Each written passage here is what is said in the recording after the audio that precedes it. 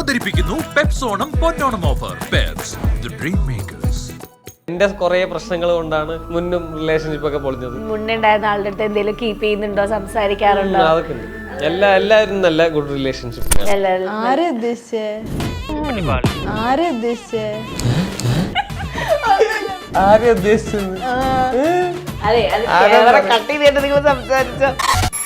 എന്നെ ആദ്യമൊന്നും നമ്മൾക്ക് അത്ര ഇങ്ങനെ പറ്റൊന്നും ഉണ്ടായിരുന്നില്ല. എന്തൊക്കെ ക്യാരക്ടർ ആയിരുന്നു അത് പറ്റാത്തത്? കുറച്ചൊരു വൃത്തിയുടെ സ്വഭാവമായിരുന്നു. പിന്നെ പണ്ടൊരു ചെറിയ കോഴിയായിരുന്നു. ഷോർട്ട് ഫിലിം ഉണ്ടായിരുന്നു, കോവിഡ് ടെയിൽ എന്ന് പറഞ്ഞിട്ട്. ഞാൻ വേറൊരു ആക്ട്രസ് ആയിരുന്നു. എനിക്ക് അത്ര കംഫർട്ടബിൾ ആയിരുന്നില്ല. അതിൽ ഞാൻ പറഞ്ഞു ലിപ് ലോക്ക് സീനൊക്കെ ഉണ്ടായിരുന്നു. അപ്പൊ കംഫർട്ടബിൾ ആയില്ല? അവരായിരുന്നില്ല. അങ്ങനെ കംഫർട്ടബിൾ ആയിരുന്നില്ല. ഞാൻ ഇവളെ വിളിച്ചിട്ട് വാ അഭിനയിക്ക പ്ലീസ്, ലിപ് ലോക്ക് അല്ലേ, അതൊന്നും പ്രശ്നമില്ല. വാട്ട് റിയലി അട്രാക്ട്സ് ഡിവനായിട്ട്? നീയല്ലേ പറയണ്ടേ? ഈ ക്യൂട്ട് ഫേസ്, ഈ മുടി. ഹൽദീന്റെ ഷൂട്ട് എടുക്കുമ്പോ അന്ന് പറഞ്ഞിട്ടുണ്ടായിരുന്നു അതായത് ഭയങ്കര പോസിറ്റീവ് മെന്റാലിറ്റി ഉള്ള ആളാണ്. പിന്നെന്തായാലും ഒന്ന് പറ, നീ അപ്പൊ ഇതൊക്കെ സ്ക്രിപ്റ്റഡ് ആയിരുന്ന?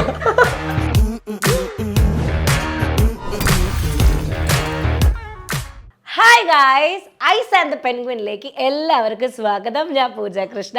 സോ എൻ്റെ കൂടെ ഉള്ള ഇന്നത്തെ ഗസ്റ്റ് എന്ന് പറഞ്ഞു കഴിഞ്ഞാൽ, നമ്മൾ ഈ സോഷ്യൽ മീഡിയയിൽ ആക്ച്വലി നമ്മൾ ടിക്ടോക്ക് ഒക്കെ കണ്ടു തുടങ്ങുന്നൊരു സമയമുണ്ട്, ഒരു കാലഘട്ടമുണ്ട്.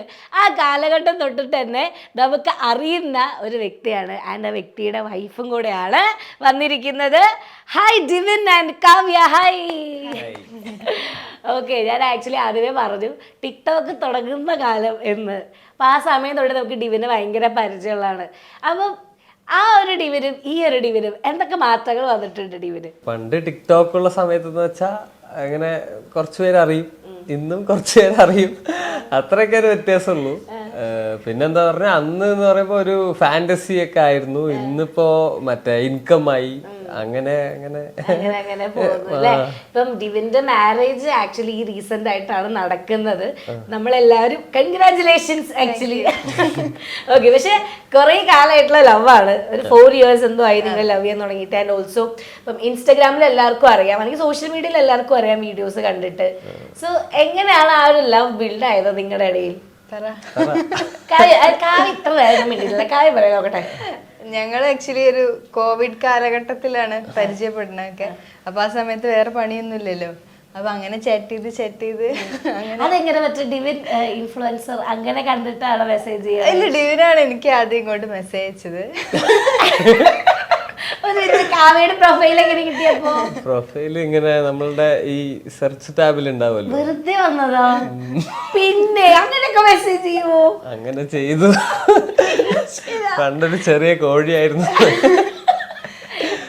അങ്ങനെ ആദ്യം ഒരുമാതിരി മീൻ എന്താ പറയാ, കുറച്ച് ഫോളോവേഴ്സ് ഉള്ള ഒരു അക്കൗണ്ട് എനിക്ക് മെസ്സേജ് എനിക്ക് ഞാൻ ആക്ച്വലി ഇവന്റെ പഴയ വീഡിയോസ് ഒക്കെ ടിക്ടോക്കിൽ കണ്ടു. പക്ഷെ അന്ന് എന്നെ താടിയില്ല. ഇല്ല. അതെ. അപ്പൊ എനിക്ക് ആളെ മനസ്സിലായില്ല. അത് രണ്ടാളാണെന്നാ വിചാരിച്ചത്. പക്ഷെ പിന്നെ ഫീഡിൽ ഇങ്ങനെ കുക്കിംഗ് വീഡിയോസ് ഒക്കെ വരാൻ തുടങ്ങിയപ്പോൾ ഇവനല്ലേ എനിക്കത് മെസ്സേജ് പറഞ്ഞിട്ട് ഞാൻ പിന്നെ ഒന്നുകൂടെ പ്രൊഫൈൽ എടുത്ത് നോക്കിയിട്ട് പിന്നെ ഞാൻ അങ്ങോട്ട് ഹായ് വേറെ ഇല്ല ഹായ് എന്ന് പറഞ്ഞു. പിന്നെ ഓക്കെ, അത് സത്യം പറഞ്ഞാൽ എത്ര പേർക്ക് അങ്ങനെ വെറുതെ സെർച്ച് ടാബിൽ കണ്ട പേർക്ക് മെസ്സേജ് ഉണ്ട്? കുറെ അയച്ചിട്ടുണ്ടോ? അത്യാവശ്യം. അതെന്തിനാ അങ്ങനെ അയക്കണത്? നല്ല ഫോട്ടോസ് ആയിരുന്നു, ഇതുപോലെ നല്ല അടിപൊളി സൂപ്പർ ഫോട്ടോ ആയിരുന്നു. പണ്ട് നമ്മള് കൊറേ ഫോട്ടോ ഒക്കെ എടുക്കുമായിരുന്നു. അപ്പൊ ഫോട്ടോ കണ്ടിട്ട് ഇങ്ങനെ അയച്ചാണ്. അത് കൊറേ പേര് അയക്കണേലും ഒരാളായി ആയിരുന്നു. എനിക്കറിയാം. അല്ല, എന്നിട്ട് വേറെ ആരെയും റിപ്ലൈ തന്നോ? കൊറേ പേര് റിപ്ലൈ തന്നു. ഇത് പിന്നെ എങ്ങനെയായി? അങ്ങനെ ചാറ്റ് ചെയ്ത് അങ്ങനെ ഓക്കെ, അങ്ങനെ ഇഷ്ടം. അപ്പൊ ഏതെങ്കിലും ഒരു മൊമെന്റിൽ okay this is my girl എന്ന് ഡിവിന് തോന്നിയത് എപ്പോഴാണ് ഡിവിൻ? അങ്ങനെ മൊമെന്റിലല്ല, അങ്ങനെ തോന്നിയിട്ടില്ല. അങ്ങനെ ഇപ്പോഴും തോന്നിയിട്ടില്ല. ഭാര്യയായി, എന്നാലും അങ്ങനെ മൊമെന്റിൽ തോന്നിയതൊന്നും അല്ല. എങ്ങനെ പരിചയപ്പെട്ട് നമ്മളിങ്ങനെ ലൈൻ ആയത് ഇങ്ങനെ ഞാനൊരു ഐ ലവ് യു പറയാ തിരിച്ച് ഇങ്ങനെ റിപ്ലൈ തരും അങ്ങനെയൊന്നും ആയിരുന്നില്ല. അല്ല ആ ഒരു കാവ്യ അത്ര റൊമാൻറ്റിക് ഒന്നുമില്ല. ഇപ്പൊ കുറച്ച് റൊമാൻറ്റിക് ആണ്. കല്യാണം അത് ശരി. അപ്പൊ കല്യാണത്തിന് മുന്നേ സാധാരണ കല്യാണത്തിന് മുന്നേ ഭയങ്കര റൊമാൻറ്റിക് ആണ്, കല്യാണം കഴിഞ്ഞിട്ട് ഇവിടെ നേരെ തിരിച്ചാ. ആണോ? അപ്പൊ നിങ്ങളിപ്പോ ഇഷ്ടമായി കഴിഞ്ഞിട്ട് പിന്നെ നിങ്ങൾ നേരിട്ട് കാണുമ്പോ കുറെ ഓക്വേർഡ് മൊമെന്റ്സ് ഒക്കെ ഉണ്ടാവല്ലോ, എനിക്ക് നോക്കാൻ പറ്റില്ല അങ്ങനത്തെ മൊമെന്റ്സ് ഒക്കെ എങ്ങനെ ഒരു മെമ്മറി പറയാൻ? അതൊക്കെ ഫുൾ നാണം അവൾക്കായിരുന്നു. എനിക്ക് അങ്ങനെ നാണമൊന്നും ഉണ്ടായിരുന്നില്ല. പിന്നെ എല്ലാവർക്കും മെസ്സേജ് ചെയ്യണപ്പോഴേക്ക് മനസ്സിലായി. അല്ല ഫസ്റ്റ് കണ്ടത് എപ്പോഴാണ് നമ്മള് ഞാനൊരു ഷോർട്ട് ഫിലിം ഉണ്ടായിരുന്നു, കോവിഡ് ടെയിൽ എന്ന് പറഞ്ഞിട്ട്. അതിന് ഞാൻ വേറൊരു ആക്ട്രസ് ആയിരുന്നു. പോയിട്ട് എനിക്ക് അത്ര കംഫർട്ടബിൾ ആയിരുന്നില്ല. അതിൽ ഞാൻ പറഞ്ഞു ലിപ് ലോക്ക് സീനൊക്കെ ഉണ്ടായിരുന്നു. അപ്പൊ ഞാൻ അവരായിരുന്നില്ല. അങ്ങനെ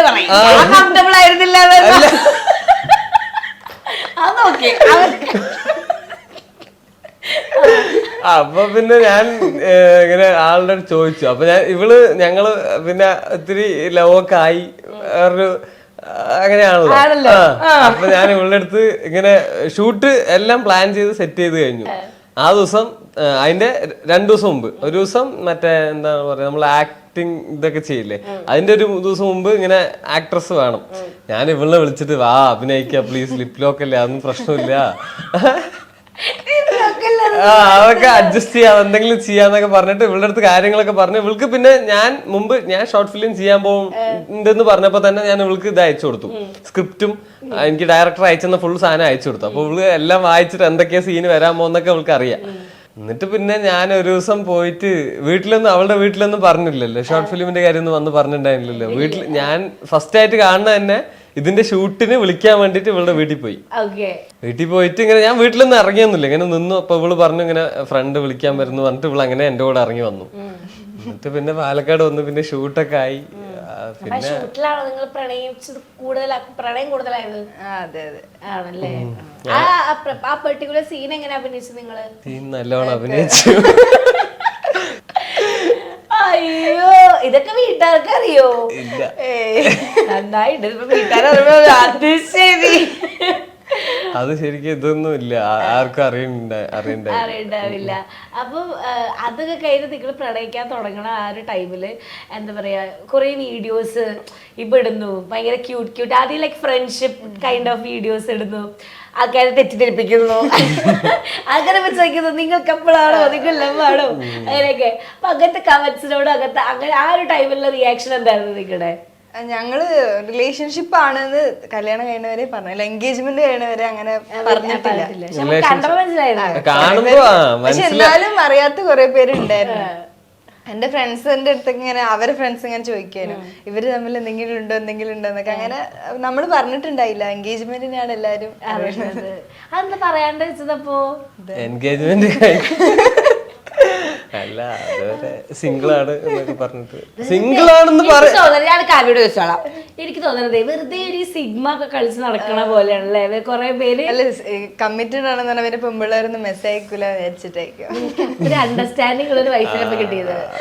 ഇപ്പൊ മെസ്സേജ് ചെയ്യാറുണ്ടോ ഇതേപോലെ ടാബിൽ നോക്കിയിട്ട്? ഇല്ല, ഇപ്പൊ പിന്നെ ഫോണൊക്കെ നമ്മളെ കയ്യിലുണ്ടാവുമല്ലോ.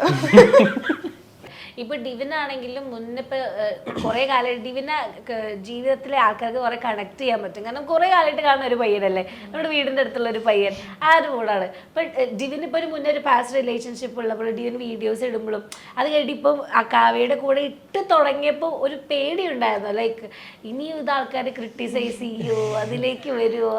ഇനി അത് എനിക്ക് ഇനി റിലേഷൻഷിപ്പ് ഒന്നും ബ്രേക്ക് ആവണമെന്നും ചിന്തിക്കാനേ പറ്റില്ല. അതുകൊണ്ട് നമ്മള് നല്ല രീതിക്ക് പോയി. പിന്നെ ഞാൻ എന്റെ കുറെ പ്രശ്നങ്ങൾ കൊണ്ടാണ് മുന്നും റിലേഷൻഷിപ്പ് ഒക്കെ പൊളിഞ്ഞത്. അപ്പൊ ഞാൻ അതെനിക്ക് അറിയാം, എന്റെ ഭാഗത്തുള്ള തെറ്റുകൊണ്ടാണ്. അതൊക്കെ ഞാൻ ഇത്തിരി മാറ്റി. എന്നെ ആദ്യമൊന്നും നമ്മൾക്ക് അത്ര ഇങ്ങനെ പറ്റൊന്നും ഉണ്ടായിരുന്നില്ല. എന്തൊക്കെ ക്യാരക്ടർ ആയിരുന്നു അത് പറ്റാത്തത്? കുറച്ചൊരു വൃത്തിയുടെ സ്വഭാവമായിരുന്നു. പിന്നെ കുറച്ച് ഓവർ പൊസസീവ്നെസ്സും പിന്നെ കുറച്ച് കലിപ്പനായിരുന്നു. മറ്റേ കലിപ്പന്റെ കാന്താരിയൊക്കെ ആ ഒരു മോഡായിരുന്നു. പിന്നെ ഇങ്ങനെ മാറി മാറി മാറി ഇപ്പൊ അതായത് മാറ്റി മാറ്റി എടുത്തു. അപ്പൊ ലൈക്ക് യു റിയലൈസ് പണ്ടത്തെ ഒരു ആ റിലേഷൻഷിപ്പ് ആയാലും ബ്രേക്കപ്പ് ആയത് എന്റെ കുറച്ച് പ്രോബ്ലം കൊണ്ടാണ്. ലൈക്ക് മോസ്റ്റ് ഓഫ് ആൾക്കാരെ പറയാറില്ല.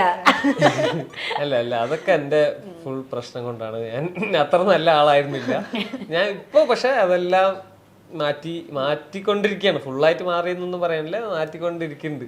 മാറ്റം വരുത്താൻ തന്നെ പറയുന്നത് വലിയൊരു കാര്യല്ലേ. ഇപ്പൊ ലൈക്ക് ആ ഒരു കാലഘട്ടം, ആ ഒരു ഫ്രണ്ട്ഷിപ്പ് മുന്നേ ഉണ്ടായിരുന്ന ആളുടെ അടുത്ത് എന്തെങ്കിലും കീപ്പ് ചെയ്യുന്നുണ്ടോ, സംസാരിക്കാറുണ്ടോ? അതൊക്കെ ഉണ്ട്. അത് എല്ലാവരും നല്ല ഗുഡ് റിലേഷൻഷിപ്പിലാണ്. ആരെ ഉദ്ദേശിച്ചേ?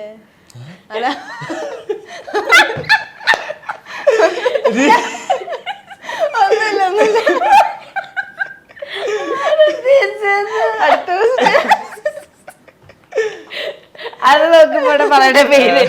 ഓക്കെ, സോ ഇത്ര ഉള്ളൂ. കഴിഞ്ഞു.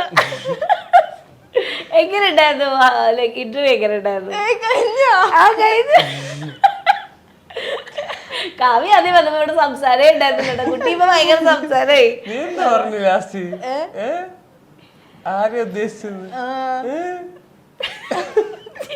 അതെ, അത് ക്യാമറ കട്ട് ചെയ്തിട്ട് നിങ്ങൾ സംസാരിച്ചു.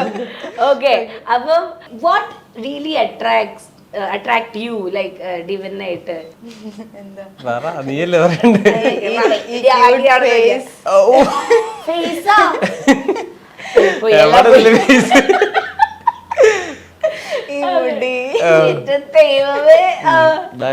അങ്ങനെയൊന്നുമില്ല. അത് കാര്യം പറ. അങ്ങനെ പ്രത്യേകിച്ച് കാര്യമൊന്നുമില്ല. പ്രത്യേകിച്ച് കാര്യമില്ലേ? എന്തടി പ്രത്യേകിച്ച് കാര്യത്തിലല്ല ഇഷ്ടപ്പെട്ടത്? കാര്യം എന്ന് പറഞ്ഞു കഴിഞ്ഞാല് പറ. ഇത് നമ്മള് മറ്റേ ഹൽദീന്റെ ഷൂട്ട് എടുക്കുമ്പോ അന്ന് പറഞ്ഞിട്ടുണ്ടായിരുന്നു, അതായത് ഭയങ്കര പോസിറ്റീവ് മെന്റാലിറ്റി ഉള്ള ആളാണ്. പിന്നെന്തായാലും ഒന്ന് പറ. നീ അപ്പൊ ഇതൊക്കെ സ്ക്രിപ്റ്റഡ് ആയിരുന്നോ? ഭയങ്കര ഫാമിലി പേഴ്സൺ ആണ്. അതൊക്കെ തന്നെയാണ്. ഇപ്പൊ ഡിവിന്റെ അടുത്ത് എന്താണ് ആ കാവ്യയുടെ അട്രാക്ട് ആയെന്ന് ചോദിച്ചു കഴിഞ്ഞാ? അത് പറഞ്ഞ എന്നെ നല്ല സഹിക്കാൻ ഇത്തിരി ഒരു എന്താ പറയാ, കമ്പോസ്ഡ് ആണ്. അങ്ങനെയാണ്. പിന്നെ എന്താ പറയാ, ക്ഷമിക്കാനൊക്കെ ഉള്ളൊരു ഇത് വേണം. അല്ല, എന്റെ സ്വഭാവം അത്ര വലിയ രസമൊന്നുമല്ല. ഇത്തിരി ഈ റിലേഷൻഷിപ്പ് എന്നൊക്കെ പറയുമ്പോ ഒത്തിരി ഞാൻ എന്താ പറയാ, പൊസസീവ് ഒന്നുമല്ല. എന്നാലും എനിക്ക് എന്തൊക്കെയോ ഞാൻ പറഞ്ഞ പോലെ ഇത്തിരി നടക്കണം എന്നൊക്കെ എനിക്ക് ഉള്ള അങ്ങനെ എനിക്കിത്തിരി അങ്ങനെയുള്ള ഒരു ഇതൊക്കെ ഉണ്ട്. പക്ഷെ എന്തൊക്കെ കോൺസെപ്റ്റ് ആണ് നോക്കട്ടെ? നല്ലതാണെങ്കിൽ നല്ലതെന്ന് പറയാം. നല്ലതാണെന്ന് പറഞ്ഞാ അങ്ങനെയൊന്നുമില്ല. ഇല്ല ഞാൻ എന്നെ നന്നായി നോക്കണം, അങ്ങനെയൊക്കെ കുറച്ച്. വേറെ ആരും നോക്കാൻ പാടില്ല, അങ്ങനെയൊക്കെ കുറച്ച് കാര്യങ്ങളൊക്കെ ഉണ്ടായിരുന്നു. പക്ഷെ ഇപ്പൊ അങ്ങനെയൊക്കെ ഉണ്ട്. പക്ഷെ അതൊന്നും കൊണ്ടുവരുന്നില്ല. ഞാൻ രാവിലെ എണീക്കുമ്പോ ചായയൊക്കെ എക്സ്പെക്ട് ചെയ്യാറുണ്ട്, ഒന്ന് കൊണ്ടുവരണം എന്നൊക്കെ ഇവളുടെ അടുത്ത് തന്നെ പറയും. നാളെ രാവിലെ എനിക്ക് എണീക്കുമ്പോ ചായ കൊണ്ട് തരും. അതൊന്നും ചെയ്യില്ല, അതൊക്കെ അറിയാം, അതൊന്നും ചെയ്യില്ല എന്നറിയാം. കുക്ക് ചെയ്യണതാരാ നിങ്ങളുടെ ഇടയില്? ഞങ്ങളിപ്പോ സത്യം പറഞ്ഞ ഇതുവരെ കുക്ക് ചെയ്തിട്ടില്ല, രണ്ടാളും കുക്ക് ചെയ്തിട്ടില്ല. അറിയില്ലേ? അപ്പൊ എന്തെങ്കിലുമൊക്കെ വെച്ച് തന്നിട്ടുണ്ടോ? അതിനുള്ളത് ടൈം ആയിട്ടില്ല. ഇല്ല, അതിന് ഞങ്ങൾക്ക് അതിന് ടൈം കിട്ടിയിട്ടില്ല.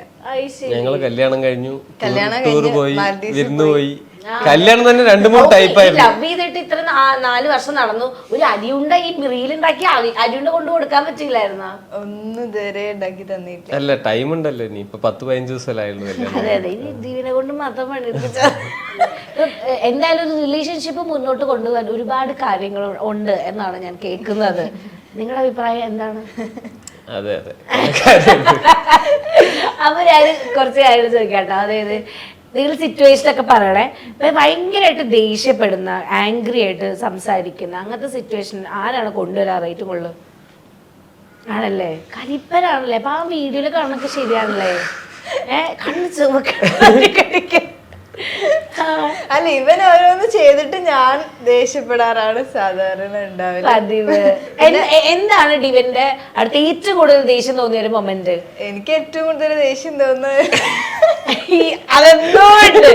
പറഞ്ഞോ. അതെ, ഞാനിങ്ങനെ ഇടയ്ക്ക് ഇങ്ങനെ ഏതെങ്കിലും പെമ്പിള്ളേര് ഫോട്ടോയില് കമന്റ് ഇടുന്നത് അതൊക്കെ പറഞ്ഞ് അങ്ങനെ അടി ഉണ്ടാക്കിയിട്ടുണ്ട്. ഞാൻ വല്ല സെലിബ്രിറ്റീസിന്റെ ഒക്കെ ആയിരിക്കും കമന്റ് ഇടുക, അവരുടെ അതുപോലും പറ്റില്ല. അതെന്താ വെറുതെ സെർച്ച് ടാബിൽ കണ്ടവർക്കൊക്കെ മെസ്സേജ് ചെയ്തിട്ടാണ് അങ്ങനെ പ്രശ്നം. പക്ഷെ അത് പണ്ടല്ലോ, ഇപ്പില്ലല്ലോ. ഓക്കെ, അങ്ങനെ കമന്റ് ഇട്ടതാണ് പ്രശ്നം വരാറ്. നിങ്ങൾ വഴക്കൊക്കെ നിങ്ങൾ എങ്ങനെ സോൾവ് ചെയ്യണത്? വഴക്ക് ഞാൻ തന്നെ പോയി സോറി ചോദിക്കും. ഇനി ഞാൻ കമന്റ് ചെയ്യില്ല. വേറെന്ത് ചെയ്യും, ആ കമന്റ് ഡിലീറ്റ് ചെയ്യും. എന്തെങ്കിലും സ്റ്റോറി ഇട്ട് അത് ഡിലീറ്റ് ചെയ്യുന്നിട്ട് ഞാൻ പോയി പറയും സോറി സോറി സോറി. ഇങ്ങനെ പറയേണ്ട അവസ്ഥയാണ്. ഇതിനിപ്പോ പറയില്ല, ഒരാൾക്ക് ആക്ച്വലി ഒരാളെക്കാൾ ഒരു പൊടി സ്നേഹം കൂടുതലായിരിക്കും പൊതുവേ. അങ്ങനെയാണ് റിലേഷൻഷിപ്പ് ഒന്ന് ബാലൻസ് ആയി പോയി. ഇതിൽ ഏറ്റവും കൂടുതൽ ഇൻവെസ്റ്റ് ചെയ്യുന്ന, ഏറ്റവും കൂടുതൽ ഇഷ്ടപ്പെടുന്ന കണ്ടോ എന്താ ടിവിൻ? അല്ല, എനിക്ക് ഇഷ്ടമാണ്, ഞാൻ അങ്ങനെ പ്രകടിപ്പിക്കൊന്നുമില്ല. പിന്നെ അല്ല, അങ്ങനെ ഇവള് പറയണ പോലെ പ്രകടിപ്പിക്കില്ല. ഇവൾക്ക് ഭയങ്കര അങ്ങനെ പ്രകടിപ്പിക്കണം. പക്ഷെ ഞാൻ ഇപ്പൊ കല്യാണം കഴിഞ്ഞിട്ട് ഞാൻ പ്രകടിപ്പിക്കുന്നുണ്ട്. നിങ്ങൾക്ക് ഇപ്പൊ എന്തായാലും കല്യാണം കഴിക്കാനായിട്ട് പിന്നെ കുറെ ആഗ്രഹങ്ങളുണ്ടാവും. കല്യാണം കഴിച്ച് നമുക്ക് അങ്ങനെ ചെയ്യണം, കല്യാണം കഴിച്ചിട്ട് ഇങ്ങനെ ചെയ്യണം, അങ്ങനത്തെ കുഞ്ഞു കുഞ്ഞു ആഗ്രഹങ്ങൾ എന്തൊക്കെയായിരുന്നു? എന്തൊക്കെ ഇതുവരെ ചെയ്തു? ഒന്ന് ഹണിമൂൺ പോണം എന്ന് ആഗ്രഹം ഉണ്ടായി, അത് കഴിഞ്ഞു. പിന്നെ കുറെ വീഡിയോസ് ഒക്കെ പ്ലാൻ, കല്യാണത്തിനൊക്കെ കുറെ വീഡിയോ പ്ലാൻ ചെയ്തിട്ടുണ്ടായിരുന്നു. അതൊക്കെ ഏകദേശം ഒക്കെ കല്യാണം എന്ന് പറഞ്ഞ വീഡിയോക്ക് വേണ്ടി അതായത് ഫുള്ള് കമന്റ്സ്. നിങ്ങള് കല്യാണം കഴിക്കുമ്പോ വീഡിയോ എടുത്താണോ, അതായത് കല്യാണം കഴിക്കാൻ വേണ്ടി വീഡിയോ എടുക്കാൻ വേണ്ടി കല്യാണം കഴിച്ചാണോ? കമന്റ്സ് ഫുൾ അതായിരുന്നു. കാരണം നമ്മളൊന്നും പ്രതീക്ഷിച്ചില്ല. ഏതെങ്കിലും ഒരു വീഡിയോ ഒരു മില്യൺ ലൈക്ക് അടിക്കണം എന്ന് വിചാരിച്ചു. ഇപ്പൊ 2-3 വീഡിയോ ആയി മില്യൺ. നമ്മള് പ്രതീക്ഷിച്ചില്ല. അപ്പൊ ആൾക്കാര് വീണ്ടും വീണ്ടും കാണുകയാണ്. ഒരു വീഡിയോ കാണുന്നു, അടുത്ത വീഡിയോ കാണുന്നു, അവരുടെ ഫോർ വ്യൂല് കാണുകയല്ലേ. ഇവരുടെ വീഡിയോ തന്നെ ഉള്ളു. അങ്ങനെ ഭയങ്കര ഇതായിരുന്നു. പിന്നെ നമ്മള് കല്യാണം എന്ന് പറഞ്ഞ നമ്മള് ഇതെല്ലാം പ്ലാൻ ചെയ്തു. നമുക്ക് മാക്സിമം റീൽസ് എടുക്കണം, അതൊക്കെയായിരുന്നു. രണ്ടാള് ഇത്രയും കാലം വീഡിയോ ചെയ്യണോണ്ട് മാക്സിമം റീൽസ് വിളക്കാണ്. ചേച്ചി അതെടുക്ക്, ചേച്ചി ഇതെടുക്ക്. എന്റെ പറഞ്ഞ നമ്മള് കല്യാണം കഴിക്കുമ്പോ തന്നെ നമ്മള് മറ്റേ കൂടെയുള്ളടുത്ത് പറയും, നീ ഈ ഫോണിൽ ഷൂട്ട് ചെയ്യും, നീ ഈ ഫോണിൽ ഷൂട്ട് ചെയ്യും, ഈ 2 ക്ലിപ്പ് എടുത്ത് അങ്ങനെ ചെയ്യാൻ ഈ പാട്ടിട്ട് ഇടണം. ഫുൾ പ്ലാനിങ് ആയിരുന്നു. പിന്നെ പ്ലാനിങ് ഒക്കെ നടന്നു. താലി കെട്ടി ആ കണ്ടീഷൻ തന്നെ അതന്നെ. നമ്മള് എന്താ പറയാ, നമ്മളുടെ കല്യാണം കഴിഞ്ഞിട്ട് കല്യാണത്തിന് വന്നവര് സ്റ്റോറി ഇടുന്ന നമ്മളിവിടെ റീൽസ് ഇട്ടു. അങ്ങനെ നിർബന്ധം ഉണ്ടായിരുന്നു. ഇവര് സ്റ്റോറി അത് നമുക്ക് പേപ്പർ പ്ലെയിൻ അവര് ചെയ്തെന്ന് വന്ന് ഉച്ചയ്ക്ക് ഞങ്ങള് ഫുഡ് കഴിച്ച് കഴിഞ്ഞപ്പോഴേക്കും ഒരു വീഡിയോ അപ്പ് ചെയ്തു അല്ലേ? ഓക്കെ, നമുക്ക് അത് ഭയങ്കര എന്തായാലും എല്ലാരും ഇതെന്താ കല്യാണം കഴിഞ്ഞ് ഞങ്ങള് പോന്നിട്ടില്ല, അപ്പത്തിന് റീൽസ് വന്നു. അന്ന് ഈ മീഡിയക്കാരൊക്കെ വന്നിട്ടുണ്ടാവില്ലേ? ഇല്ല, നമ്മള് ആരും വിളിച്ചിട്ടില്ല. ഭയങ്കര ഇന്റിമേറ്റ് പക്ഷെ എന്നെ വെറുതെ ഇങ്ങനെ അതിന്റെ അങ്ങനത്തെ വീഡിയോന്റെ അത് മാത്രം ആ ഒരു ചോദ്യം എല്ലാ വീഡിയോയിലും കാണാം. അത് അറിയണവരും ചോദിക്കും ഇവരൊക്കെ സാധനം. ഈ പണ്ട് സോഷ്യൽ മീഡിയയിൽ വീഡിയോസ് ചെയ്യുമ്പോഴേ ഒരുപാട് അറിയണത് ഇതെന്തിനെ വേസ്റ്റ് ചെയ്യണ സമയം ഇല്ലേ? അങ്ങനത്തെ കുറെ അനുഭവങ്ങൾ എന്തായാലും ലൈഫിൽ ഉണ്ടായിട്ടുണ്ടാവില്ലേ? മെയിനായിട്ട് ഇപ്പൊ അച്ഛൻ എന്നെ ഭയങ്കര, ഞാൻ കോളേജ് കഴിഞ്ഞിട്ട് എല്ലാവരും ഓരോ കമ്പനിയിലൊക്കെ ജോയിൻ ചെയ്യുമ്പോ ഞാൻ ഇങ്ങനെ വീഡിയോ എടുത്തോണ്ടിരിക്കുക. അന്ന് എനിക്കും അറിയില്ല വീഡിയോ എടുത്ത എന്തെങ്കിലും ആവുന്നു. നമ്മളും ഒരു ഇതിലെടുത്താണ്, ക്യൂരിയോസിറ്റി അതിലെടുത്താണ്. നമുക്ക് അന്നും ഇതൊന്നും ഒരു വരുമാന മാർഗം ആവുന്നൊന്നും ഒരു പെർസെന്റേജ് പോലും നമുക്ക് ഇല്ലായിരുന്നു. പിന്നെ വീട്ടുകാരും പറഞ്ഞിട്ടുണ്ട്, നാട്ടുകാരും പറഞ്ഞിട്ടുണ്ട്, അവൻ എന്തൊക്കെയോ പൊട്ടത്തരം കാണിക്കുന്നു പറഞ്ഞിട്ടുണ്ട്. പക്ഷെ ഇന്ന് എല്ലാരും മാറ്റി പറഞ്ഞു. മറ്റേ ഡയലോഗ് എന്താ പറയാ, ഇൻസൾട്ട് ആണ് ഇൻവെസ്റ്റ്മെന്റ് അല്ലേ ഇപ്പൊ. ഇന്നെന്ന് പറഞ്ഞാൽ ഇപ്പൊ എന്റെ കമ്പനി ആണെങ്കിലും ഞാൻ ഇത് എന്റെ സോഷ്യൽ മീഡിയയിലത്തെ ഒരൊറ്റ ഇത് കൊണ്ടാണ് ഞാനൊരു കമ്പനി ചെയ്ത് എനിക്ക് അതിന്റെ പ്രൊമോഷൻ ചെയ്ത് എനിക്ക് അത് കൊണ്ടുപോകാൻ പറ്റിയത്. അപ്പൊ അതിൽ തന്നെ നമ്മളുടെ ഫാമിലി മെമ്പേഴ്സ് കുറേ പേര് വർക്ക് ചെയ്യുന്നുണ്ട്. എനിക്കൊരു 4-5 പേർക്ക് വേറെ എൻ്റെ ഫ്രണ്ട്സ് തന്നെ എൻ്റെ കമ്പനിയിൽ വർക്ക് ചെയ്യുന്നുണ്ട്. അപ്പോൾ എനിക്ക് അങ്ങനെയൊക്കെ ചെയ്യാൻ പറ്റി. അതെല്ലാം മെയിൻ സോഷ്യൽ മീഡിയയിൽ അന്ന് ഞാൻ ആരൊക്കെ എന്തൊക്കെ പറഞ്ഞിട്ട് ഞാൻ കണ്ടിന്യൂ ആയിട്ട് ചെയ്ത് തുടങ്ങിയത് കൊണ്ടാണ് എനിക്ക് ഇതൊക്കെ ചെയ്യാൻ പറ്റിയത്. അതിൽ ഭയങ്കര ഹാപ്പിയാണ്. ഇപ്പൊ ഇത് കണ്ടിന്യൂസ് ആയിട്ട് വീഡിയോ ഇടുക എന്ന് പറയുന്നത് ഭയങ്കര ഒരു ചാലഞ്ചിങ് ആയിട്ടുള്ള ഒരു കാര്യം. ലൈക്ക് ഇത്ര വർഷത്തെ ഒരു എഫേർട്ടാണത്. ലൈക്ക് ഒരു 1 or 2 years അല്ല, ലൈക്ക് ഒരു കൺസിസ്റ്റന്റ് ആയിട്ട് കുറച്ചൊരു വർഷം പണിയെടുത്തിട്ടാണ് ഇപ്പൊ ഒരു ബിസിനസ്സിലേക്കൊക്കെ എത്തണേ. അപ്പൊ ഈ ഹെയർ ഐ മീൻ ഈ ഓയിൽ അങ്ങനത്തെ പരിപാടിയൊക്കെ എങ്ങനെ ചെയ്യാന്നുള്ള ഐഡിയാസ് ഒക്കെ എങ്ങനെയാ വന്നത്? അതെന്ന് പറഞ്ഞാൽ ഞാൻ ഈ കുക്കിംഗ് വീഡിയോ ചെയ്യണതിന്റെ അതിന്റെ ഒപ്പം തന്നെ ഞാൻ ഇങ്ങനെ ഹെയറിന്റെ ടിപ്സും കാര്യങ്ങളൊക്കെ ഡാൻഡ്രഫ് പോകാനുള്ള എന്തൊക്കെയാ ചെയ്യേണ്ടത്, ഇപ്പൊ മുടി വളരാനും കൊഴിച്ചിൽ നിൽക്കാനും അങ്ങനെയുള്ള സാധനമൊക്കെ എനിക്ക് മുടി വളർത്താൻ ഭയങ്കര ഇഷ്ടമായിരുന്നു. അപ്പൊ മറ്റേ കല്യാണം കിട്ടിയതാണ്, ഇനി എന്തായാലും വളർത്തും. അപ്പൊ അങ്ങനത്തെ ടിപ്സ് ഒക്കെ ഇടുമായിരുന്നു. അതിന്റെ ഒപ്പം എന്റെ ചേച്ചിന്റെ കുട്ടി ജനിച്ചപ്പോ കുട്ടിക്ക് തേക്കാൻ നാച്ചുറൽ ആയിട്ട് നമ്മള് എന്താ ഈ വെർജിൻ കോക്കനട്ട് ഓയിൽ ഇല്ലേ, അത് നമ്മള് വീട്ടിൽ തന്നെ ഉണ്ടാക്കാൻ പറ്റും. സാധാ തേങ്ങ ചിരവിയിട്ട് ഉണ്ടാക്കാൻ പറ്റും. അപ്പൊ എന്റെ ചേച്ചി പറഞ്ഞു എന്നാ പിന്നെ അതൊരു വീഡിയോ, കുക്കിംഗ് ആയിരുന്നു, എന്നാ പിന്നെ കുക്കിംഗ് ഇങ്ങനത്തെ ടിപ്സും ആയിരുന്നു, എന്നാ പിന്നെ അതും കൂടെ ഇട്ടുകൂടെ എന്ന് പറഞ്ഞു. അപ്പൊ അങ്ങനെ ഒരു വെർജിൻ കോക്കനട്ട് ഓയിൽ ഉണ്ടാക്കുന്ന വീഡിയോ റീൽസ് ഷൂട്ട് ചെയ്തു. അത് മറ്റേ യൂട്യൂബിലും ഇതിലെല്ലാം അന്ന് കാലത്ത് ഇൻസ്റ്റയില് 2 million ലൈക്സ് ഉണ്ടായിരുന്നു, യൂട്യൂബില് 5 million ലൈക്സ് ആയിരുന്നു, 100 million സംതിങ് വ്യൂസ് ഉണ്ടായിരുന്നു അന്ന് പറഞ്ഞ ഒരു 3 വർഷം മുമ്പ് അല്ലെ, ഒരു 3 വർഷമായിട്ടുണ്ടാവും. ആ സമയത്ത് ഇത്ര വൈറലായ ഒരു വീഡിയോ ഒക്കെ ആയിരുന്നു. അപ്പൊ അങ്ങനെ ഒരു തോട്ട് വന്നാണ്, എന്താ പറയാ, ഇത്ര പേര് നമ്മളുടെ ഇത്രയും പേർക്ക് ഈ പ്രശ്നങ്ങളുണ്ട്, ഹെയറിന്റെ റിലേറ്റഡ് ആയിട്ടുള്ള സാധനം എന്ന് പറഞ്ഞാൽ അത്ര പേര് യൂസ് ചെയ്യണതാണ്. പിന്നെ നമ്മുടെ ഇന്ത്യൻ മാർക്കറ്റ് വലുതാണ്, കസ്റ്റമേഴ്സ് ഉണ്ട്. അപ്പൊ നല്ലൊരു സാധനം ഉണ്ടാക്കിയിട്ട് കൊടുത്ത ആൾക്കാർ വാങ്ങുന്നുള്ള ഉറപ്പായിരുന്നു. അങ്ങനെ പിന്നെ അന്ന് മുതൽ റിസർച്ച് ചെയ്യാൻ തുടങ്ങി. ചേച്ചി ഞാനുമാണ് പാർട്ട്നേഴ്സ്. അപ്പോൾ റിസർച്ച് ചെയ്തിട്ട് ഇങ്ങനെ എല്ലാം ആയിട്ട് ഇങ്ങനെ നല്ലൊരു സാധനം ഉണ്ടാക്കി യൂസ് ചെയ്ത് നോക്കി. ഇപ്പോൾ 10,000-50,000 കസ്റ്റമേഴ്സ് ഉണ്ട് ഇപ്പൊ തന്നെ. പിന്നെ റിപ്പീറ്റഡ് കസ്റ്റമേഴ്സ്, ഒരിക്കൽ വാങ്ങിച്ചു കഴിഞ്ഞാൽ രണ്ടാമത്തെ പ്രാവശ്യം ആൾക്കാർ വാങ്ങുന്നുണ്ട്. അപ്പൊ നമ്മൾ ഹാപ്പിയാണ്. അതുപോലെ തന്നെ ഫ്യൂച്ചർ പ്രൊഡക്ട്സ് പ്ലാൻ ചെയ്യുന്നുണ്ട്. ഇപ്പോൾ ഹെയർ ഓയിൽ മാത്രമാണ്, ഇനി ഷാമ്പൂവും കണ്ടീഷണറും ഒക്കെ പ്ലാൻ ചെയ്യുന്നുണ്ട്. ഇങ്ങനെ വരിക്ക് പോകണു. ഇപ്പൊ അന്ന് നമ്മുടെ മറ്റേ ഒരു പയ്യൻ ഒന്നിനും മറ്റേ വെറുതെ കളിച്ച് നടക്കുന്ന ഒരു പയ്യനാണ് ഇന്ന് ലൈക്ക് ഒരു ഹൗസ് ഹോൾഡ് അല്ലെങ്കിൽ വീട്ടുകാര്യങ്ങൾ നോക്കുന്നു അല്ലേ, അല്ലെങ്കിൽ അത് ലൈക്ക് സ്വയം പ്രൗഡാവുന്ന ഒരു കാര്യമാണ്. കുറച്ചൊക്കെ പ്രൗഡാണ്. ഫുള്ളും അല്ല പറഞ്ഞ, നമ്മളിപ്പോ നമുക്ക് ഒരു ഫെയിം ഉണ്ടാവും, കുറെ പേരിങ്ങനെ നമുക്കത് എങ്ങനെ യൂട്ടിലൈസ് ചെയ്യേണ്ടെന്ന് അറിയാത്ത കുറെ പേരുണ്ടാവും. പിന്നെ എനിക്ക് ഒറ്റയടിക്ക് കിട്ടിയതല്ലോ, ഇങ്ങനെ കഷ്ടപ്പെട്ട് ഇങ്ങനെ മെല്ലെ മെല്ലെ മെല്ലെ മെല്ലെ കിട്ടിയതാണ്. അപ്പൊ അത് ഞാൻ മാക്സിമം യൂട്ടിലൈസ് ചെയ്തു. പിന്നെ ഫാമിലിയൊക്കെ ആണെങ്കിൽ നല്ല സപ്പോർട്ടാണ് എല്ലാവർക്കും. മുമ്പൊക്കെ അവർക്ക് ഇത് എന്താവും, എവിടെ ആയിപ്പോവും, ഇനിയിപ്പോ ഒരു പണിയും കിട്ടാണ്ടാവും എന്നൊക്കെ ഉണ്ടായിരുന്നു. പിന്നെ ഒരു ലെവലായപ്പോ ഞാൻ തന്നെ പറഞ്ഞ് മനസ്സിലാക്കി ഇതിൽ ഇങ്ങനെ ഇങ്ങനെ സ്കോപ്പുകൾ ഉണ്ട് എന്നൊക്കെ പറഞ്ഞിട്ട് അപ്പൊ അവരും ഹാപ്പിയാണ്, ഹാപ്പിയാണ്. ഒരുപാട് സന്തോഷം. ലൈക്ക് ഭയങ്കര ക്യൂട്ട് കപ്പിൾസ് വന്നിരിക്കുന്നു. Like you have started your journey and അത് അടിപൊളിയാവട്ടെ, കുറേ മെമ്മറീസ് ഉണ്ടാക്കാൻ പറ്റട്ടെ, ഫൈറ്റ് ചെയ്യട്ടെ, എന്ന് സോൾവ് ചെയ്യട്ടെ, ലവ് ചെയ്യട്ടെ അല്ലേ, അങ്ങനെ തന്നെ മുന്നോട്ട് പോകട്ടെ. Okay, so all the best. Thank you. കഴിഞ്ഞോ, ഒന്ന് ഇങ്ങോട്ട് എന്തെങ്കിലുമൊക്കെ പറയാം. ബിഗ് ബോസിൽ പോയിട്ട് അടിപൊളിയായിരുന്നു. എടുത്തുവാനും ഇല്ലെങ്കിൽ കുറച്ചു ദിവസം കൂടെ ഒന്ന് കാണായിരുന്നു. എനിക്കൊന്നും പറയല്ല. അവതരിപ്പിക്കുന്നു പെപ്സോണം പൊന്നോണം offer. Peps the dream maker.